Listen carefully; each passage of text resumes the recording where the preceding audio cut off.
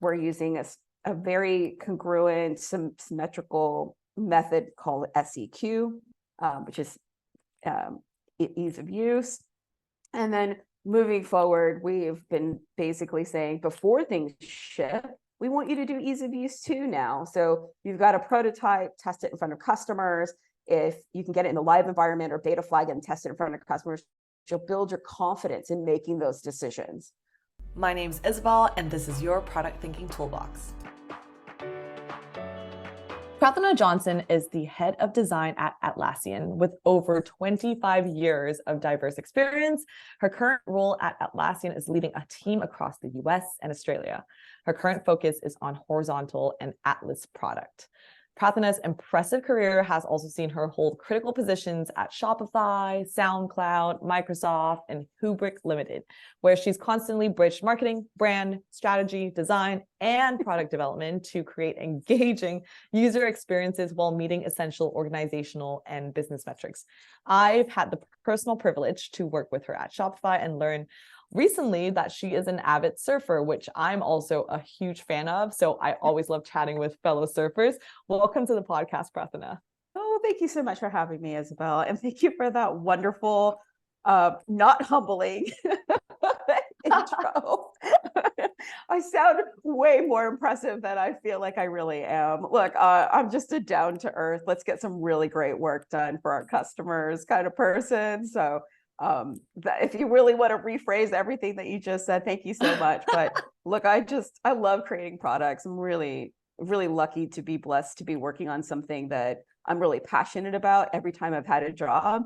And at the same time, I love what I do. Like, I cannot tell you or stress how much I love developing products for people, whatever capacity that you have to do it at. Like, I really am in flow equally, just like surfing, when I'm working on design of products. I feel like you are underselling yourself, because I remember working and collaborating with you really well in Shopify, and you just had so much passion and rigor for just like being customer centric and also being so focused on moving the needle in shipping products that matter to our customers. So I feel like you're underselling yourself. But something that I want to poke on, since you're chatting about like surfing and that newfound hobby of yours, you have made some shifts since we last worked together at Shopify. We were saying it's been almost like 4 years, I think, since we've last talked. How have you found your ability / your principles in balance, adaptability? I know also there's a lot of patience when it comes to surfing. How do you apply it to your career growth journey? And how do you, for example, apply that to making strategic choices, or any principles of that in making career moves and navigating challenges? I'm gonna answer 2 of those 4 areas. So surfing for me, the things that I've learned strategically and patience with surfing is I started surfing, I would say about 4 years ago, and out of like fluke, what coworker of mine from Turkey said, hey, let's try it. God, I've always wanted to try it. So I did my first class in February, March of 2020, pre-COVID. And so I just kind of started taking the lessons. We did a couple more, but I remember one of the instructors goes, like, push the board out of my hand, because I was so stiff. I was like trying to control the board. And he just goes, give me the board. And he goes, just chill. And that completely translates for strategy development at Atlassian or any company that I've ever been in. And I could even call it SoundCloud, a moment in reflection, or even at the startup I was at Hubrik. Patience is so critical. You might see and have premonitions of a dumpster fire, right? You're like, oh my God, I can see it. I'm connecting the dots. I can see strategically that's not going to work. But sometimes you just need to hold tight and be patient and see how that rollout is going to be. Or when you're trying to communicate to people, you may not want to tell them everything all at once, right? You want to just slowly, like, hey, give them a little bit of information. And I can also translate that to a pop-up. There are times when you read a wave and you look at the wave and you want to people think that you have to automatically pop up fast. And there are ways that you want to do that. But sometimes there's a wave where you actually want to go slower when you pop up. And that's reading the wave, reading people, understanding how much information that they can take and how you want to give them the right information. And that might mean that you need to shift your approach to popping up or how you communicate to those individuals as you're moving forward. So there's so many cross like references metaphorically I could do from surfing to being a strategic leader. And those two are really resonate. It's like being patient and then, really reading people, I think are the two that I think is really important. And also sometimes there is this other aspect of like building product and building good design and leading people when it comes to risk taking as well. And what you mentioned about that wave and like reading the wave, sometimes there's a little bit of risk taking involved too. How do you kind of balance that between the patience aspect of it and reading people as well? The way that I would translate that metaphorically is, look, I think people talk about this all the time. And I think for risk taking, one of the key things I've learned is like you go out there in the surf and you do like a 1 foot wave or a 2 foot wave.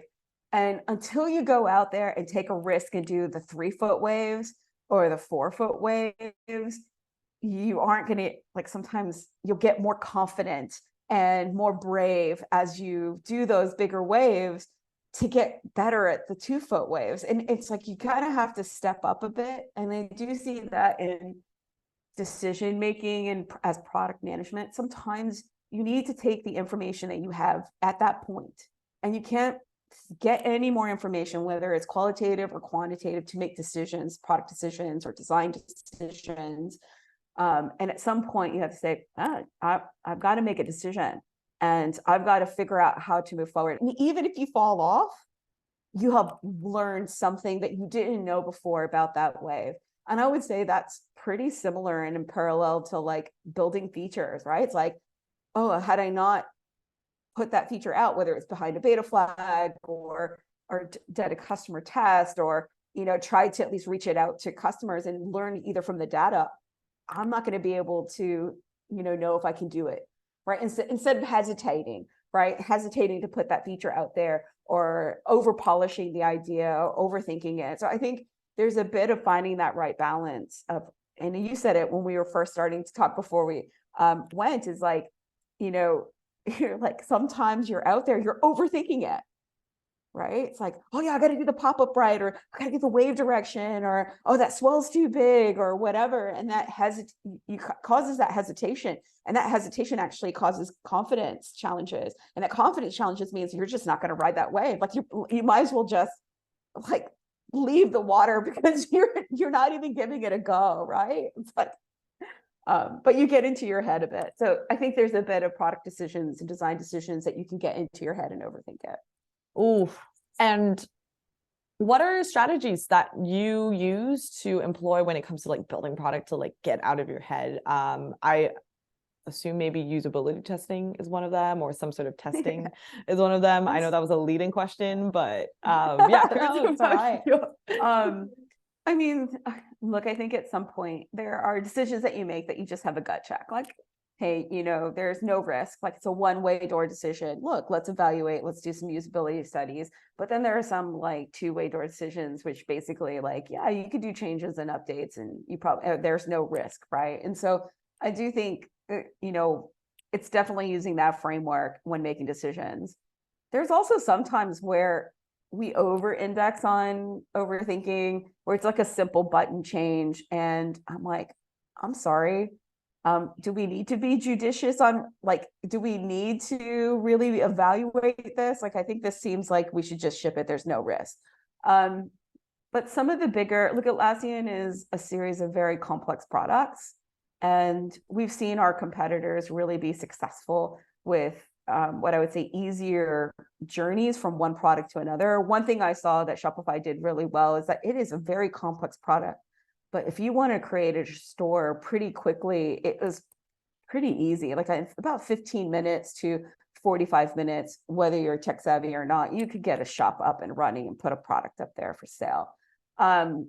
I felt like we did a really good job at Shop with those journeys in our products in the, Shopify merchant size, sure, like backend. And I find that in our products, it's not as easy. If you're taking something like a Jira work item or issue, and you want to work in a team, and maybe that team is not managed through your admin, already you're sort of stuck. And so I do think that some of the techniques I'm using or to make decisions as a designer is to paint that picture.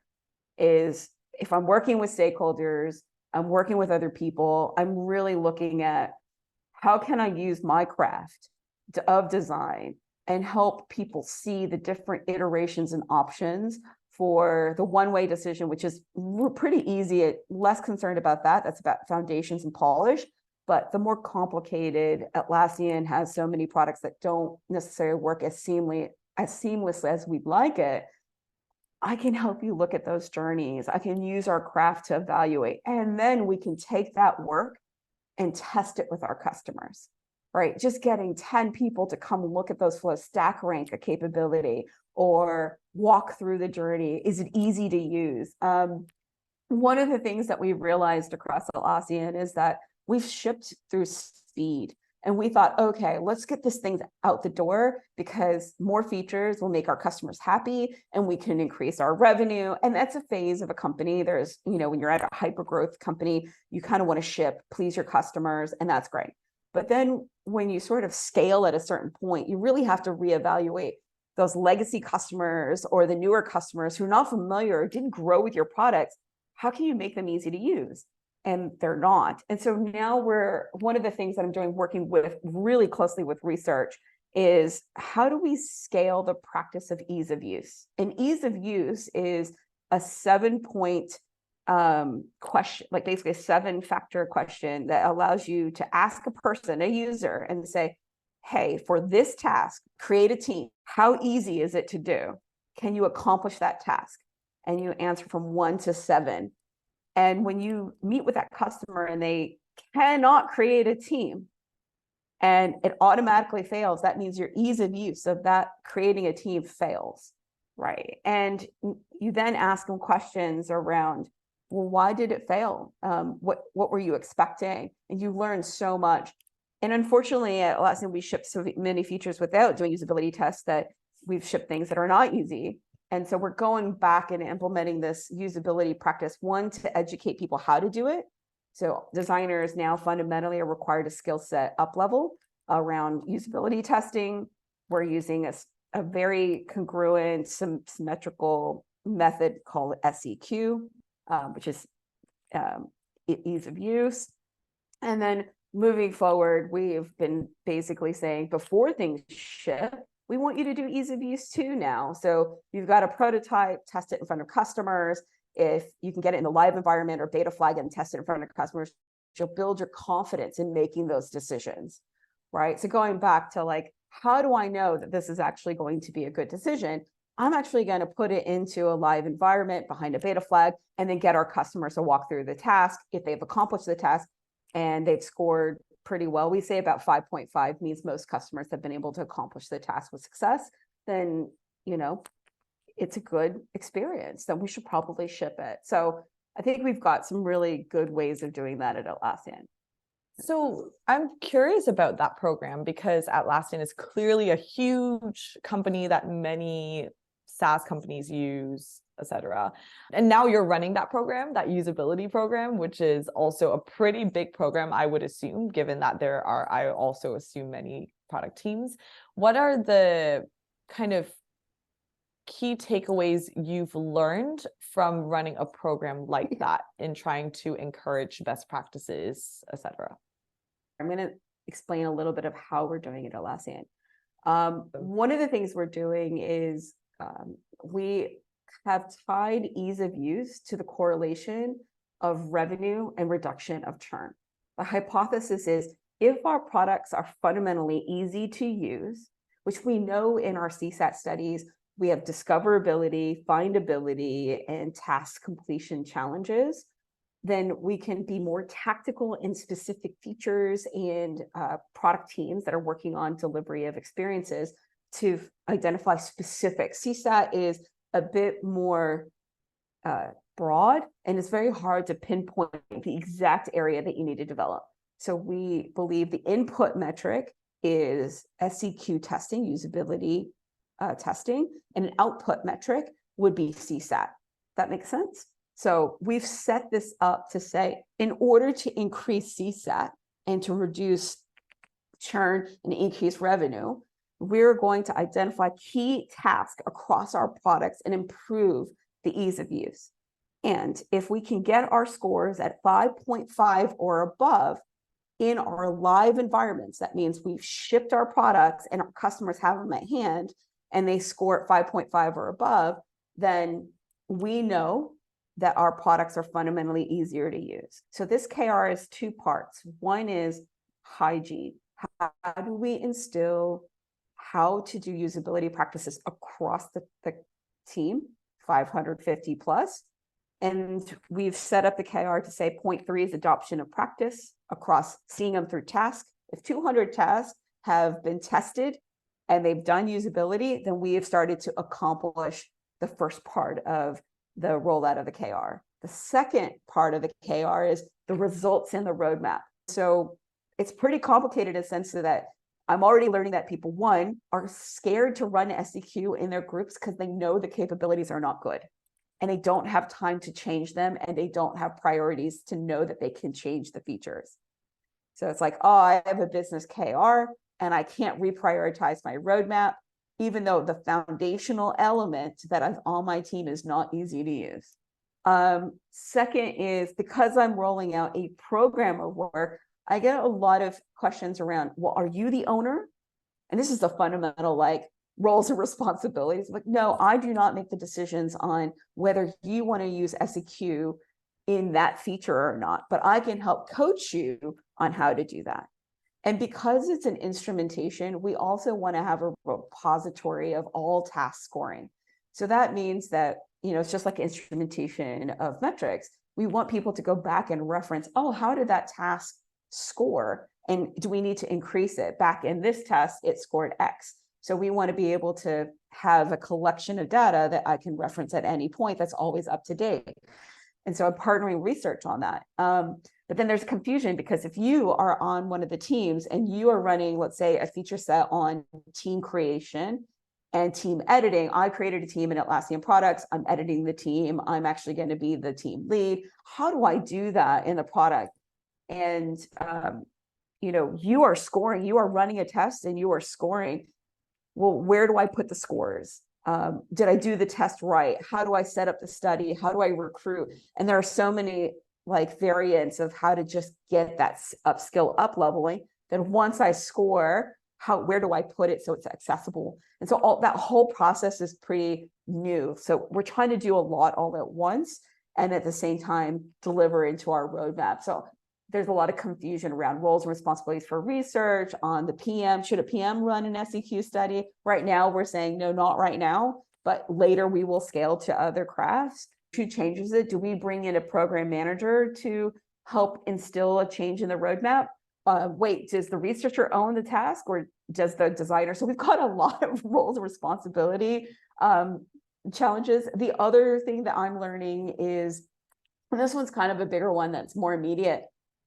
If I practice usability studies before I ship a feature, does that qualify as still good? Or do I need to ship it into the product and run a usability study? And the reality is that you need to do both. If I have never shipped the feature and I have a prototype and I want to run it through a customer, I should probably do that so I can get a good idea if directionally my idea was valid and easy to use.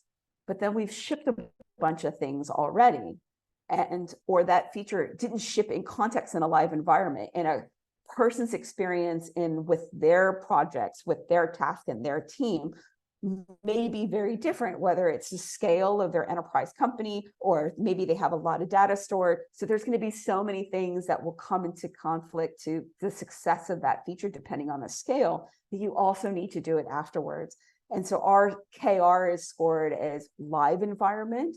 And so some of us are saying, should we remove the 1 point, like the the 0.7 scoring for a live environment. Makes sense. I never really thought of it that way, of how does usability actually tie into almost like shipping the feature and assessing value. Like, we have looked at it as almost like validating assumptions and de-risking, for example, specific feature releases. But at the same time, I think that's a really good perspective of almost like a mental model of you saying, when we conduct usability studies, when we design usability studies, this is more focused on the initial kind of value, or like one step towards that OKR that you want to release towards that specific feature, which is something that you've mentioned, correct?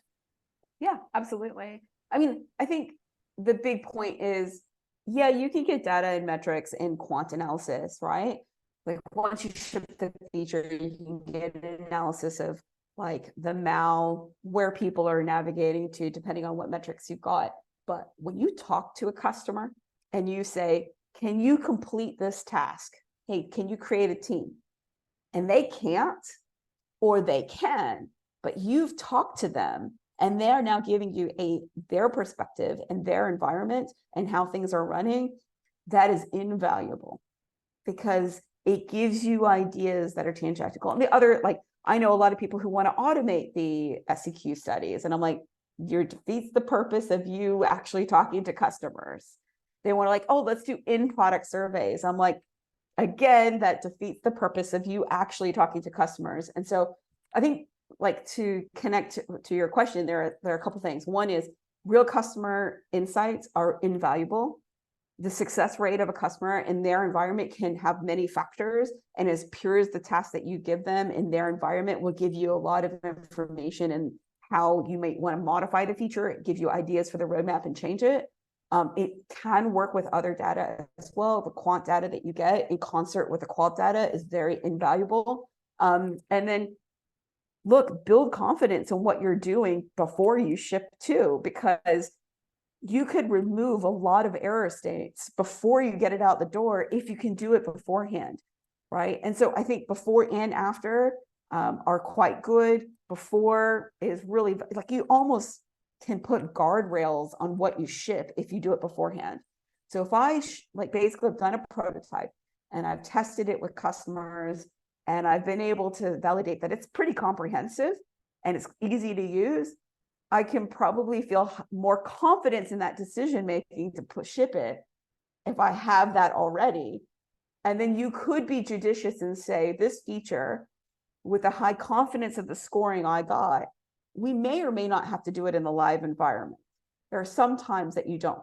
You can also put guardrails and say, that didn't pass at a 5.5. So why would I even put it in the product? This is always that age-old dilemma of, when do we decide if it's go or no go? When do we decide that it's worth iterating longer? Because sometimes there's kind of this back and forth / dichotomy between product teams and design teams of saying, well, design spends too much time in discovery and they're not launching fast enough, but design is kind of coming back to say, well, it's not really meeting that score, for example, and we should not put that out into the market. What is the balance between that adaptation versus deciding to kill something or not even putting it out there for you?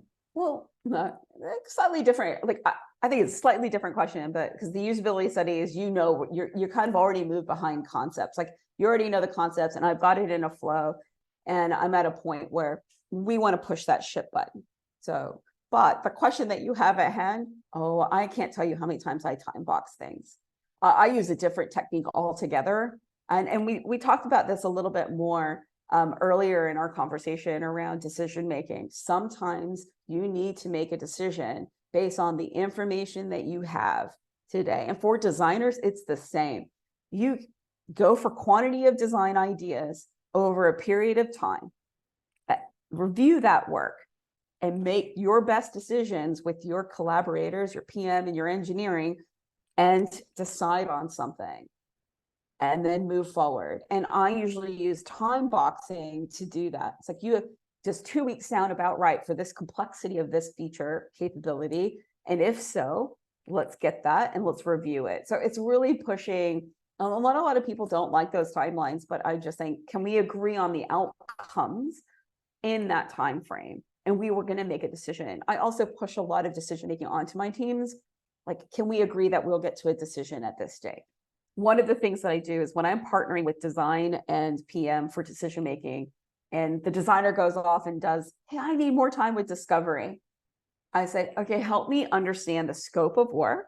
What is the breakdown of design deliverables that'll get you there? Are you aiming for 50 concepts and 3 journeys?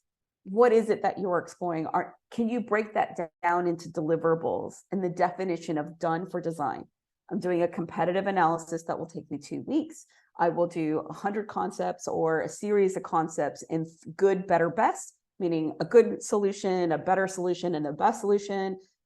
We can review it at this time. So really breaking down what is the designer's time and deliverables, and then you can evaluate, hey, and then you can even cut things out. It's like, I understand you want to do a competitive analysis, but let's not do that. I have high confidence, so I ask you not to do that delivery. Would that create a shorter scope of time?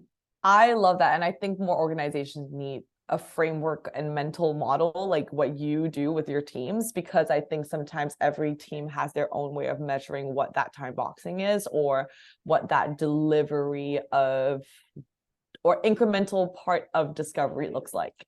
So I think what you have is like a really logical part, like logical breakdown.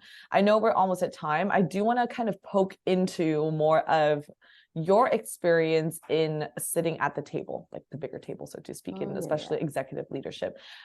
In many organizations, as you know, executive leadership roles have played a lack of diversity and representation, as we know. And now it's getting better. We're moving towards a more inclusive workplace. But from your experience, what are the biggest challenges you have faced when trying to get a seat at the table? And what are the biggest strategies you've employed in being able to do that? I would say there's not one big challenge. It's a general challenge, I would say. To get the seat at the table, I know and acknowledge, unfortunately, that I do have to work harder. It takes more time to be recognized.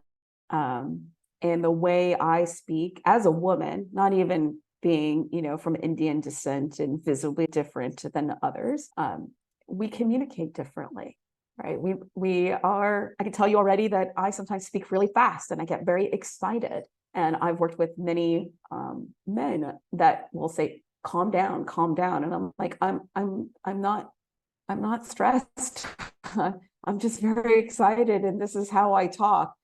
And I've also recognized that executive stakeholders are all human, and they might be a man that needs a different working style than maybe is my natural working style to communicate more effectively with them.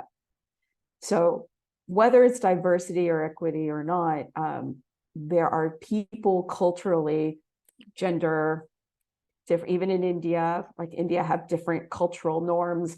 Men tend to dominate the conversation. Women often speak later or are asked not to break or interrupt a man talking. So for diversity, equity, and inclusion across our company, it's got to be culturally appropriate and flexible.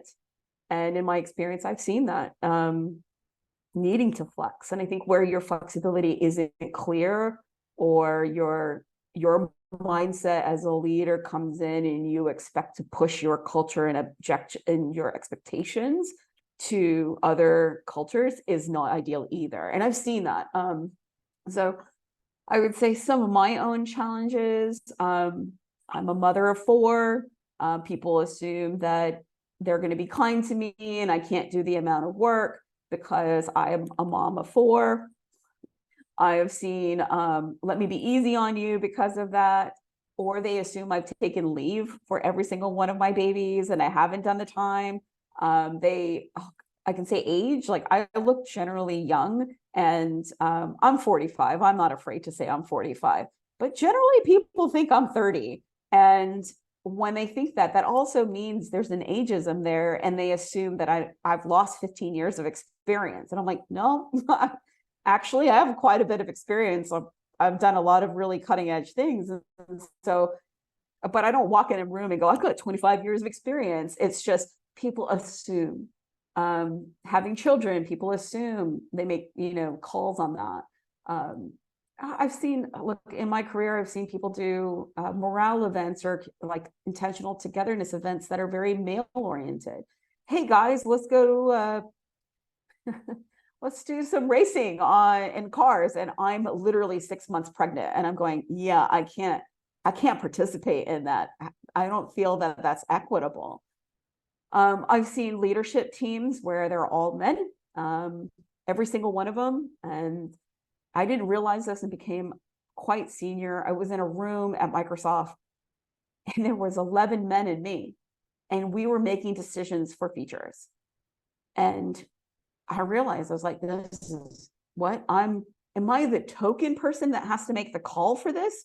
Or are we just not looking at this software product, which is global product at Microsoft? Everybody uses it in every country. Wow, this is not a diverse group of people that are making decisions for every person that's going to be using this product on this continent. You know what I mean? Or on many continents across the world. So I'm just surprised at how many times that's happened. I have had people, I don't like this one. This one's really hard for me. When I've had a very senior man at a company, another peer executive or very senior executive, change the way they talk to me because I am a woman and I represented design in that company at that time. They literally changed their tone and direction as if I am a child and I would not understand the APIs or the engineering infrastructure capability or the business decisions. And I've seen it where they've talked to a PM and they all of a sudden go, hey, this is the technical blah, blah. Here's the API. We're going to deliver the attributes of the data need to be clean, the infrastructure, blah, blah, blah. And they switch over and they go, Prarthana, well, this is going to be like this. Let me explain to you. And I'm like, did you just assume that I don't understand anything you just told that PM? Because I actually understood everything that you said. This still happens to me today. Still happens to me today. And it can be any man, but I'm like, what? Oh my God, you just assume I don't know anything. And you just changed your whole approach with me. And while I agree, sometimes you need to have the right flex. And that's been pretty, that's one of my pet peeves and biggest challenges personally. But I've seen many. I mean, I don't know if these are really good examples, but I've seen many of them in my career. Well, I will say that everything that you've just mentioned resonates with an experience that I personally have had in the workplace, and I'm sure many others as well. So to close it out, I guess, like, what advice do you have for any designers or product leaders that are hoping to make a significant impact in their careers and have a seat at the table despite all these underlying challenges that might not be as prevalent as the past? I know we're wrapping up, and I know I'm going to go back to a second part of that first question, then I'll wrap up with that question. What can you do as an executive leader to make a place that's more diverse and equitable? Okay, so that's the question I want to make sure that we answer. And that answer is probably the last question and the question beforehand. First of all, I think you need to instill allyship in the company. Women are often not heard. They're often not going to speak up. They may have a different approach. Culturally, in different cultures where women may not be told to speak up, you need allies. You need people who are facilitators in conversations. You as a leader can create a space for everyone to be equal voice in a group session over Zoom. There are different things that you can do. There's allyship, mentoring, co-partnering that you can create. You as an individual or leader can also create opportunities where you can be the voice and advocate of somebody that may be least heard or least seen. And allyship is so important. That should be through performance evaluations, through promotions, and many other approaches that you can instill with HR as counterpart. Any documentation that you have should be represented with diversity, equity in mind, particularly HR policies or policies in general. You should be looking at that across products. And there's many, many practices that you can do across the board as an industry. So definitely take a look at ways that you can instill that practice. We don't have it perfect in software or in companies in general. You will never have it perfect. Every individual that raises a diversity, equitable, and inclusive challenge is unique. And you cannot create a generic framework to apply to each of these individuals. Every case is different and every perspective is different. The other tip I'm going to say, and very near and dear to me through personal experiences I've had in my career, is that often we side for the senior most paid executive in the room. If a person of color and the one that's probably most diverse in diversity is the most junior is often not well represented or advocated for. Please don't take the side of the most senior paid person in the room. Somebody needs to support that junior IC, because if they have made a complaint, they did not do it lightly. They did it with lots of curation. It took them a lot of energy to speak up to a very senior person. It took them a lot of energy to voice their point of view, and it's a very valid perspective. So please don't always side for the most senior person. Really think about how you can advocate for that most diverse, most junior person in your team, in particular, if they're voicing concerns. I can tell you right now, I'm the breadwinner of my family. I am a woman and I am of color. I am hyper curated. If I speak up on diversity, it is very measured. And even as I shift my tone in this interview, I'm very serious. I'm very measured. I know exactly what I'm saying because I know I don't want to say something that's inappropriate. I will write a message and I will curate it, edit it, spar it with somebody before I publish something, because I know I don't want to get fired because the risk is so high. So I think it's important to note that, and that would be my tip for an executive, is don't just side for the senior person in the company. You need to really evaluate that junior person. Answering my the following question, which was the number one tip. Oh gosh, that's so hard for growth. Look, I think this is going to be so simple, and I think this is maybe coming from surfing. I'm going to just tie it back up. Just chill. Can't control everything. Don't try to plan it all. Be in the moment. Be here and now. Enjoy. Read the waves. Get to know people. Have fun. If you're complaining about work and work is the only thing you're complaining about, your life is pretty darn good. Okay, so just take a moment and have a mindset shift and really recognize what is really good in your life, and focus on the hard work or the thinking or the smart work that you're doing in the work you're doing now. And even it may not be at the right level, it may not be the title that you wanted, or you've got a person that's really grumpy on your team, or there's a stakeholder you're fearful of and you're so anxious. Just do your best work and your best thinking and enjoy it, because I promise when you reflect on it, you will, if it was hard, you probably grew a lot. If you shipped it, it was amazing. You're going to celebrate later. Just enjoy the now. Be in the moment as you are when you're in the waves and they're breaking on you and you want to ride that perfect wave. There's no perfect wave. It's all the lessons and just being out there that just enjoy that. And so I would say I'm going to leave you with that parting word is just chill and enjoy the moment. I love that. Let me ask you 3 rapid fire round questions, Okay. and then we can close it all off. 1, longboard or shortboard?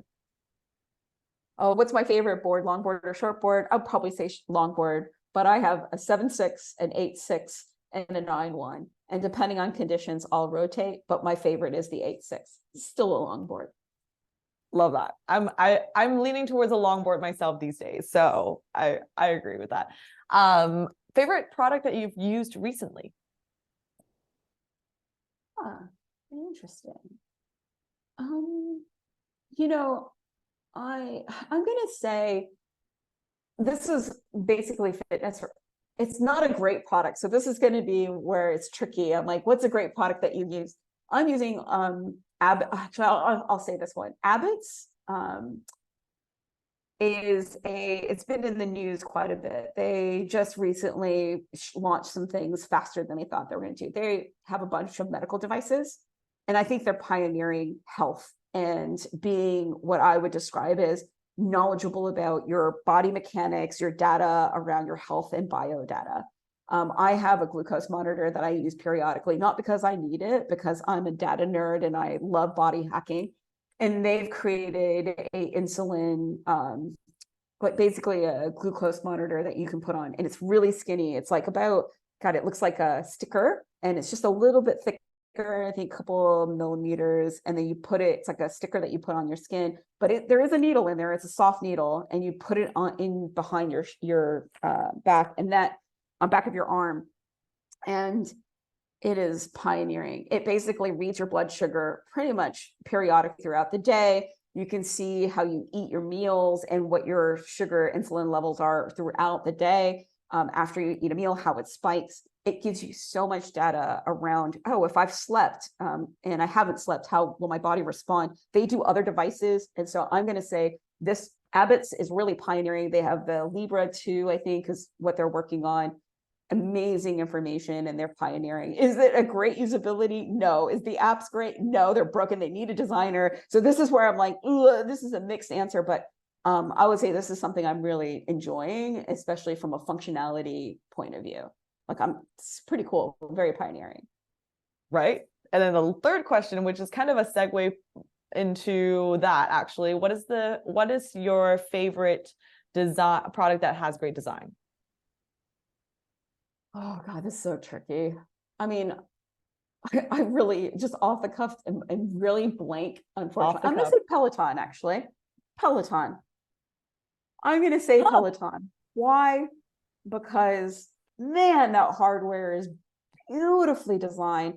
When I got on the bike, I was like, wow. And what I didn't know is that the software and the UI is very beautiful. The red coloring, the branding, the spacing, the gamification from a user experience point of view, the brand itself, every instructor, it's got this like Peloton brand.